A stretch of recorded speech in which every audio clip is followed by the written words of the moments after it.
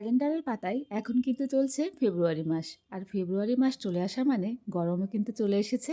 তো গরমে আমাদের শরীরকে সুস্থ রাখতে হলে আমাদের খাবারের কিছু পরিবর্তন তো অবশ্যই আনতে হবে। তো গরমের জন্য স্পেশাল একটা রেসিপি আজকে আমি সবার সাথে শেয়ার করছি। যদি ভালো লাগে তাহলে অবশ্যই চ্যানেলটিকে সাবস্ক্রাইব করে পাশে থাকবেন। আমি রান্না করে দেখাবো লাউ দিয়ে ডাল। এটা একদম সহজ পদ্ধতিতে। আমার মতো যারা আনাড়ি আছেন রান্নাবান্নার ক্ষেত্রে তাদের জন্য তো আরও বেশি উপকার হবে ভিডিওটা। তো প্রথমে আমি লাউটাকে খুব সুন্দর করে কেটে ধুয়ে নিয়েছি। তারপর দিয়ে দিলাম প্রেসার কুকারে। প্রেসার কুকারে দিয়ে দেওয়ার পর আমি ওই ধুয়ে রাখা মসুর ডাল দিয়ে দিলাম।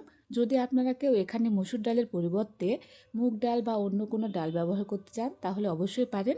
তবে মুগ ডাল হলে একটু হালকা করে ভেজে নিতে হবে। তারপরে আমি দিয়ে দিলাম কাঁচামরিচ চেরা। কাঁচামরিচ দিয়ে দেওয়ার পরে দিয়ে দিলাম পেঁয়াজ কুচি। পেঁয়াজ কুচি এখানে আমি খুব বেশি দিব না, সামান্য দিব। আর একটুখানি দিয়ে দিলাম রসুন কুচি। তারপরে দিয়ে দিলাম একটুখানি লবণ, হলুদ। তারপর দিয়ে দিলাম সামান্য একটু সরিষার তেল। এখানে খুব বেশি দেওয়ার প্রয়োজন নেই। তো সব কিছু মশলা একবারে দিয়ে দেওয়া হয়ে গেলে আমি খুব সুন্দর করে এটাকে একটা হাতার সাহায্যে নাড়িয়ে নিব। তারপরে খুব সামান্য পরিমাণে পানি অ্যাড করে দেব, কারণ লাউ থেকে প্রচুর পরিমাণে পানি বের হয়, তাই খুব বেশি পানি দেওয়ার কোনো দরকার নেই।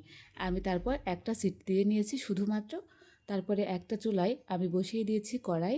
কড়াইতে দিয়ে দিলাম সামান্য একটু পেঁয়াজ আর রসুনের কুচি, দিয়ে দিলাম একটা শুকনো মরিচ আর তেজপাতা। তারপর খুব ভালো করে ভাজা হয়ে গেলে আমি অ্যাড করে দিলাম কিছুটা পরিমাণে পাঁচফোড়ন। পাঁচফোড়নটা দিয়ে দেওয়ার ব্যাস, তারপরে আমি ডালটা দিয়ে দিলাম। দেখেন ডালটা খুবই সুন্দর হয়েছে এবং এটা ভাত বা রুটির সাথেও পরিবেশন করতে পারেন। তো বাই, ভালো থাকবেন।